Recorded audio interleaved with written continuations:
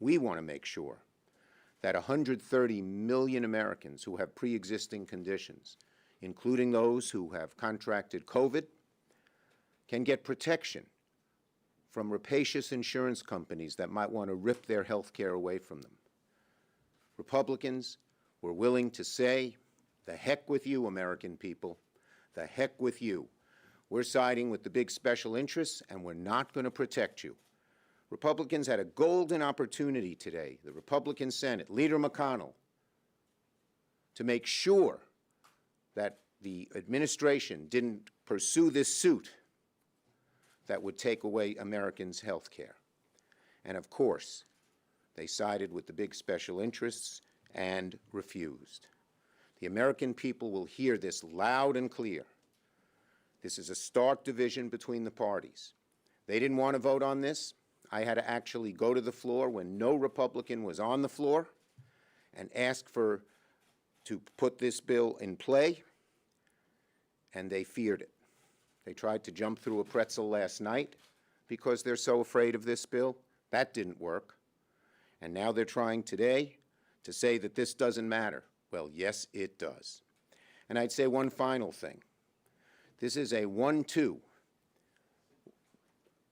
view, or rather, this is a 1-2 punch to the American people.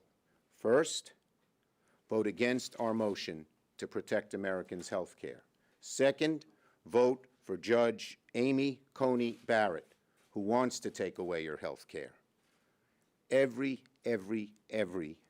action of the Republicans shows which side they're on, and the American people will see it loud and clear. Ready for your questions.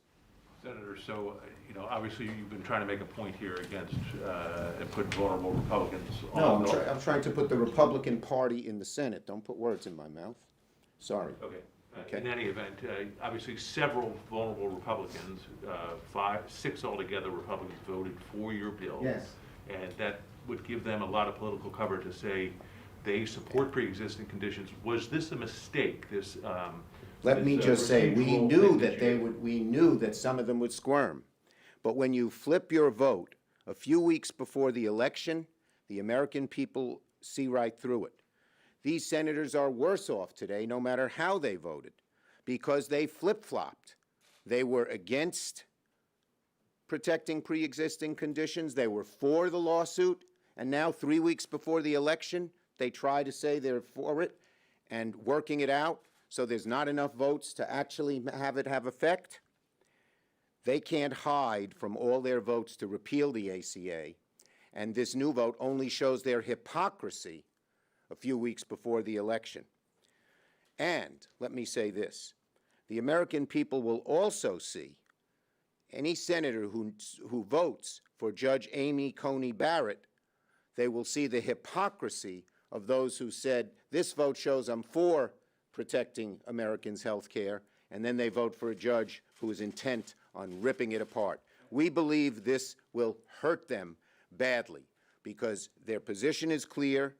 It never works to flip your position a few weeks before the election when you're forced to. Yes?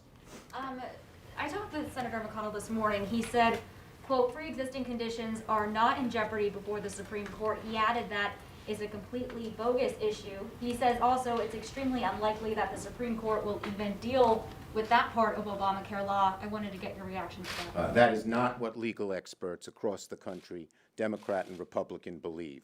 McConnell is squirming. This is an issue where they know the American people are on our side. This is a position where they know that Americans want their health care protected, and they just, try to create diversions when it comes to Coney Barrett, try to create diversions when it comes to this bill. They're stuck, and we stuck it, and they are stuck, and they're not going to get out of their morass. Might there be an opportunity to offer amendments, and if so, what kind, if there's a stimulus that comes to the Senate floor in order to slow down the confirmation process or add rules or do something? Well, we will, as I said, we're going to use every tool in the toolbox to try and slow things down because we think rushing through this nomination while the election is already ongoing is so very wrong. The problem, of course, is McConnell, under his defiling the Senate, has limited the number of tools that are in that toolbox. Senator Schumer, are you worried? It sounds like the more you try to employ your tools moving forward, they're going to, and keep, if you're going to try to keep the Senate here, they're going to put more red conservative judges before you, district judges. Is that Look, just the we have price to you'll keep pay? the Senate here because there are two issues before us that are of vital importance.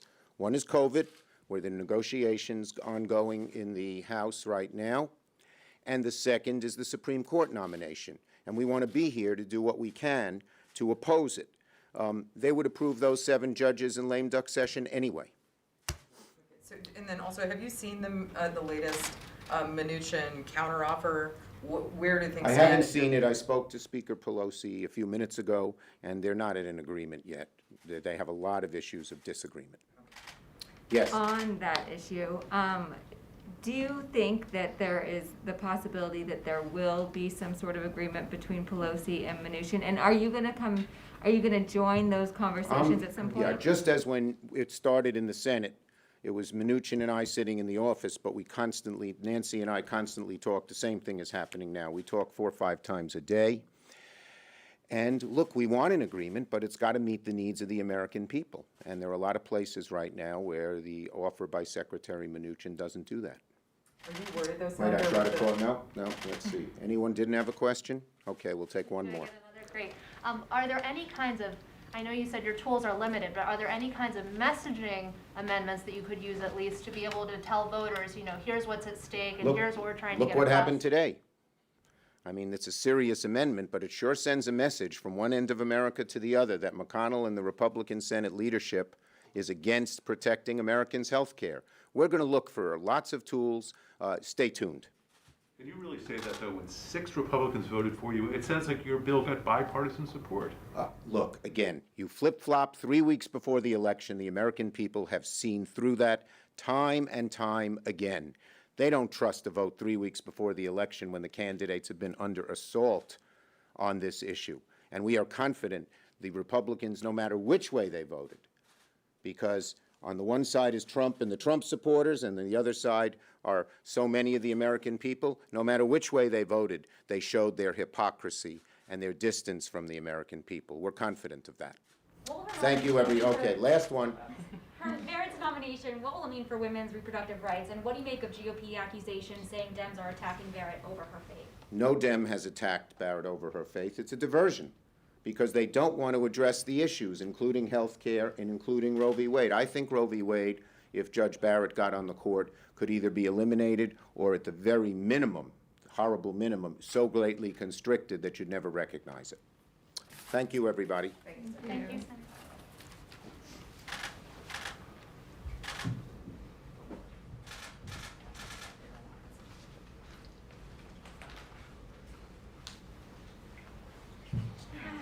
Yeah, good questions, Ted. Lunch.